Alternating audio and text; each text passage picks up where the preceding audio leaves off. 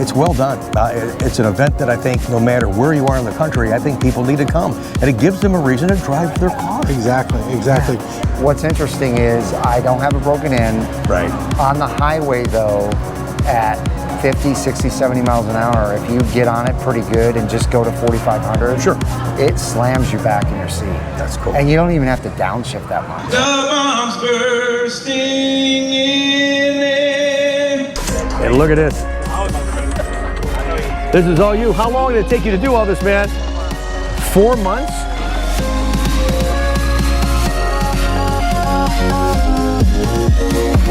You know, events like this, people are just so nice and welcoming. They love talking to somebody who was involved with the Corvette development. Well, you've made some major decisions that have affected all of us and have made some great memories for all of us. So I thank you for that.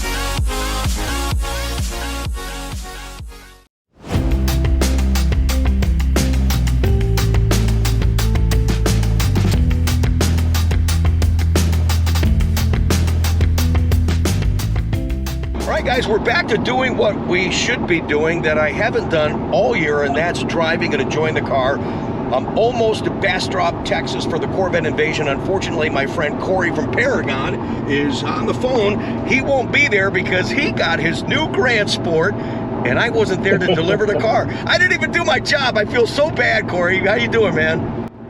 You know, pretty good, Rick. I know I've been the worst customer for you to have to deal with for this whole delivery, and the fact that because of how bad I was, you even skipped out of my delivery, I'm really offended, you know? I don't know how to feel about that. Well, there's no correlation into the situation, but there was a scary, bad situation in 1998 that I coined a phrase, see your keys, see your car, see you later. And that's pretty much all you got. So I'm sorry. Totally different situation for you, man. It's like the service department, the 3 Bs. I didn't buy it, build it, or break it. Yeah, that's right. That's exactly right. Well, all things considered, even without you there, again, I couldn't have been more impressed with Jake. I'm very fortunate and happy for Chuck to be able to knock out the PDI as efficiently and quickly as he did, and you handling everything on the back end with Eli. I got in with Eli, gave him his check that he needed. He's like, am I missing something? I'm like, no, that's it. You know, I'm just hanging out and I'll get the car and I'll get out of here. And it was just kind of funny. It's, you know, how easy the process is. And, you know, not everybody's like that. And I'm fortunate enough to be able to have bought a few of these cars now, and it's all for business. So I don't need all the extra stuff, but I can respect it when it happens. So I'm very thankful for how easy you made it, where I could just show up and get the car and leave. Well, it's funny you mentioned that because I got a lot of people that watch us, and we do business all over the country. And one of the things where people are confused, they're like, well, I'm in Texas or I'm in California. Why should I buy a car from you in Ohio? I'm like, well, you know, the ease of doing business is a great value. If you've tried to buy your local dealership, there's a reason you picked up the phone today, or you sent the text, or you sent the email, and I enjoy it, and I love hearing that, yes, it's everything you said it is. It's easy process, well-informed, and you didn't ask me, I don't think, maybe once or twice what the status was of your car. You know the process very well. Single time. Yeah, I mean, you know what's going on, and I know a lot of people that watch me frequent your business, love the stuff that you do to enhance the car, dress up the car, and you guys continue to just expand beyond belief and just amazement to me.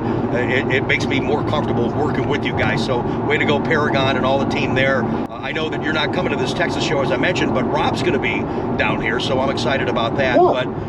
But Rob left this morning, so he'll be down there just like last year. That's an event that he really takes to heart and has a good time with. And last year he wasn't really sure about it, and he had other things that took him there. And he asked me if I could come this year, and I was like, I honestly don't know if I could. And then obviously the Grand Sport stuff came up, and I'm always going to put the business side of things ahead. Right. And not that the Invasion wouldn't have great business opportunity, but I couldn't have passed up grabbing the Grand Sport as early as we had to do what we did. So, I mean, getting it yesterday, getting the braking miles on it, immediately posting the 0 to 60, 60 to 130, quarter mile. I didn't know how close Mexico was to you, so that was super convenient.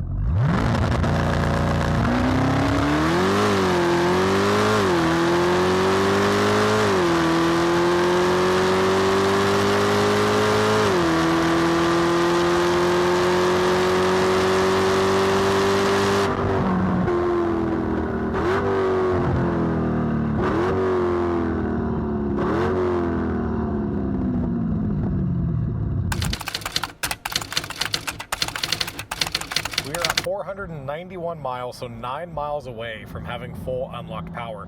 Now, one thing I found interesting when we were doing our break-in video on how to properly break in a C8 Corvette, it was noted from General Motors that once you hit the 500 miles and the tachometer lets you have full rev range, you actually need to turn the vehicle off, open and close the door, and let it sit for 15 minutes before you have full power. Now, I don't know how true that is, because I know pretty much everybody on the internet, the second they hit that 500 and 501 miles and they see the tachometer go, they just floor it. And then also getting it into the shop, throwing it on the dyno today, getting that video out, and we also threw a straight pipe exhaust on it today. All the things within the last, I haven't even had the car in Iowa. It's now, what, it's 8 p.m. my time, so it's been 20, hasn't even been 20 hours. Yeah, it hasn't been a whole day that the car's in Iowa. And we've had a ton of content to come out and throw it back on the dyno tomorrow and capture more data. So that value of, again, the ease of being able to grab an early allocation from you and you allowing me to come get the car without you there, I can't put a value on that price. So again, thank you a lot. I'm very thankful for it. And it actually gave me a lot of seat time in the car. I've got just under 800 miles in it in the last day, and it really took me for a surprise. So what questions kind of do you have and that you think the audience wants to hear based on my fortunate events on being able to put that many miles on? Yeah, you're digging into it already, which I love, and I did feel really bad not being there, but with the friendship and the business relationship that we have, I felt confident that you were well taken care of and you're going to accomplish what you need to out of the car. People are dying to hear what you're going to do with the car. This new engine has so much adaptability, and you've not even begun to tap into that, and people love watching the stuff from you, not only because of what they can do to their cars, but they love how, and maybe that's why you and I get along so well, they love how candid you are about either the market or the car. And one thing you said in your vlog, which I love the vlog style stuff, by the way, nice job, but I love what you said about... First time I've ever done that. No, it was cool, man. It was, you know, and it's real and it's relatable. That's what I like about it. It's not overhype. It's not jump cuts. It was all very real. It flowed very nice. In case you guys missed that video, I'll put a link in the very first comments. You can watch when he actually took delivery when I wasn't there, and we'll throw in a couple of little clips for you guys today. But the one thing you said in that video that I really enjoyed and I understood in the first Grand Sport that I physically delivered just a couple of days before yours is you mentioned how much softer the car was, and you were shocked by that. It was, yeah. It was, I do think a lot of it has to take into an account because of the mag ride. I think that is huge, and early on in the Corvette days, there were a lot of Stingrays that didn't have factory mag ride because a lot of individuals didn't know if it was really needed or not, and or if it was really worth the additional cost when you're already spending that much for the car, plus back when ADM days on Stingrays. And going into the E-Rays and Z01 and Z06 with mag ride, I've always found a lot of comfort, but it always takes me for a shock when I get into this new car. You know, you don't know how it's going to be. You don't know if they've stiffened anything up. And for the viewer's reference, we did get the Z52 Sport package. We did not get the Z52 Track, or essentially the Z07 package. So I didn't expect discomfort, but I didn't necessarily expect it to be like, okay, this is as comfortable as all the rest of them, and a very nice soft ride, especially in the weather mode and touring mode. It's just very comfortable. Yeah, and that's a lot of confusion because the configurator was so late in getting up that people didn't realize that you could get the ceramic brakes as you did without going to the full-blown track package. So you're right in that in between. I delivered a one that was the base package. It had the low-dust brakes, all-season tires, and that was incredible. And I knew that yours was the step up with the Pilot 4S's, and I was just shocked to hear you say that, because naturally people hear about wide-body cars and they expect them to be just a little bit stiffer, a little bit different because of the bigger footprint on the car, but the way it's sounding, we're in for a real treat with the new Grand Sport. Yeah, I mean, had I not needed to get to the shop, if I needed to come down to Invasion and drive the 18 hours, I would have done it very comfortably. And that is something that, just in general with the C8 Corvettes, I've driven them across the country multiple times, to Texas and Cali and Kentucky and all this stuff. And just the level of convenience on being able to put a carry-on in the front, throw some luggage and bag or some event stuff in the back, and a Stingray, get 30 plus miles to the gallon because of the active fuel management. I mean, it's a really incredible car, and that doesn't discredit any of the other models, because I've had just as much fun and comfort in all of them. When you do get into the Z07 and the ZTK, obviously with the Cup 2Rs, you're going to have a little bit of a stiffer, bumpier ride, but Sure. I've even been in those cars where guys take the Cup 2Rs off and they put on all seasons, and they're just as comfortable. Right. Now tell me about your a couple of little tests you've done already. The 0 to 60 time. Are you happy with the initial results on a brand new car? So I always try to do stuff in what I call a real world, or honestly a worst case scenario. Okay. And it's very opposite of what most people do, because they want the best, they want the fastest. And I always look at it, and I'm going to backstep a little bit. There was a video that I did a couple months ago of Steve Hamilton with the Hamilton collection, where we raced a ZR1X versus a Koenigsegg Jesko and a Rimac Nevera. Yes. And we did it at an airport at 40-degree days with 40-mile-an-hour wind. We didn't have the opportunity to warm anything up. It was a, hey, we're here, cool, line up, let's go. And we had 1 hour to do all the content that we needed. Wow. And him and I kind of joked and laughed, because we were like, we're not going to have hero numbers. We're not going to even come close to the manufacturer's stated times in the 8 seconds for these cars. But we both agreed, we're not here to do that. We're here to show people, you're at the stoplight, you're jamming out on the radio, and you happen to look over and a car pulls up next to you. You're not going to have the time necessarily to even put in launch control mode, but let's say you did, you're not going to have the time to make sure you're empty on fuel or cool the car down, or all these things that when testers go out and manufacturers go out, they're doing to get these hero numbers. We're doing a real world test. So going back to your question on the 0 to 60 and all that, I'm not disappointed with it. General Motors, I think, claims that it does 0 to 60 in 2.75, and I believe my time was, I'd have to check, but I think it was the low threes, Right. Like a 3.3 or 3.4, and that's what I expect, because they're going off of the dash timer, which accounts for rollout, and that will generally give you between 3 to 5 tenths quicker than what a Draggy will, and I personally trust a Draggy more than I do an onboard dash timer. So I'm very, I would say, satisfied with the time. I think it's a very good base for people to have as a real world test. And I did do it with a quarter tank of fuel. Generally, I tried doing it with a full tank, so that would obviously account for a little bit slower speeds.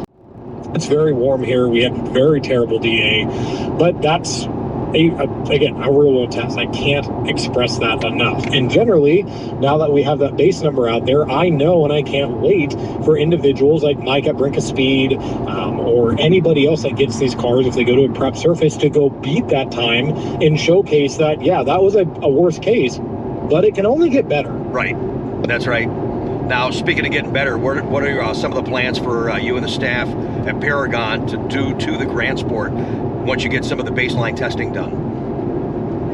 I already have a straight pipe exhaust on it. I just put that on today. And the one thing that I would say, and this is not a negative reflection, because honestly, the sound of the 6.7 with the center exit, I want to hear it on the side exit, but with the center exit, is extremely well. I'm very satisfied with it. Right. And my only gripe that I would say is that it has a perfect tone, but it needs a little bit more volume. I want to turn it up a couple of clicks, and so we put a straight pipe exhaust on it today.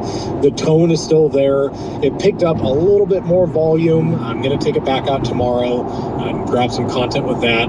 But I think the winning ticket for most individuals will be to retain that factory exhaust, unless I go to find out that ours does pick up power, then that would be a benefit. You do save quite a bit of weight. It's about a 40 to 50 pound weight savings, so that's huge. Right. But I do think that for most guys, they will probably skip the exhaust, and they might do a high flow cat system.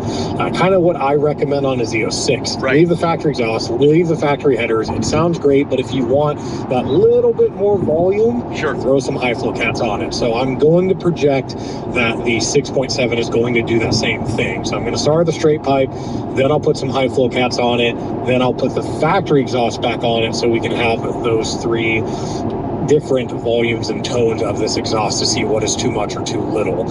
As far as other performance mods go, because while the 535 crank horsepower is great, we want more. We're going to start with a colder intake with Venturi. We're already sure we know what we need to do with a different coupler design. I'm working with HB tuners on being able to tune it, because with the 13-to-1 compression, we know that it is absolutely going to love E85. Right. So we are very excited to be able to do an E85 or flex fuel tune in this car, just to see if we can pick up another 20, 30, or 40 wheel horsepower is going to be huge for this car. So we're going to keep doing that. We're fortunate we can immediately tune the TCM. I don't find that necessary right now, so I'm not going to, but that is available for those that wish for it. But my overall end goal for the shop car and then my Grand Sport X, when I do get it, is to do a full NA build with heads and cams. So that's kind of the route that we're going to go through and see what limits we can find. Well, I'm sure you guys are going to come up with some really nice dress aesthetic items like you always do as well. But back to the high flow cats on the Grand Sport, do you think that if you do that, it may, I hope it still retains basically the deep tone that we get out of this new motor right now? I mean, I'm really hoping it does, but it just amplifies the volume, or just turns it up. If it makes it raspy and or a little like tingy and stuff, which a straight pipe cat might do that. We're not going to do straight pipes. We would do a high flow. If it makes a tingy sound, then no questions asked, I'm not going to do it. I don't want to add any raspiness to the car. I just want to, you're on the radio on volume 10, I want to turn it to volume 15. Yeah, because if you add raspiness, then immediately you're going to get that, it really takes it away. Well, it'll take it away, and then all of a sudden it's, you're trying to sound like a Z06, and that'll be the comparison, right? So that's kind of my goal and where I think we're going to fall with it, and I'll be able to accomplish a lot of that within the next week. I feel as though we've already had a great opportunity this week to do as much as we did. I've got a couple events people are asking me to bring it to this weekend, so I'll be able to bring it out and showcase what we've already done to that. Yeah, what's up with the blue wheels, by the way? Those blue wheels, where was the idea on that deal? The blue wheels. The blue wheels are on. I ordered those. I started ordering parts for the car before I have the dang car. I know. So I ordered those. I actually have those on as of today. As I'm talking to you, I'm editing a photo of it. I'll be happy to send you. Yeah, okay, good. Yeah, please do. So I've got those on it. I lowered it already because I did not get front lift, so it has factory adjustable coilovers and Euro-style taillights and some other little knickknacks here and there. So it's already got some of our goodies that we knew from day one were going to work.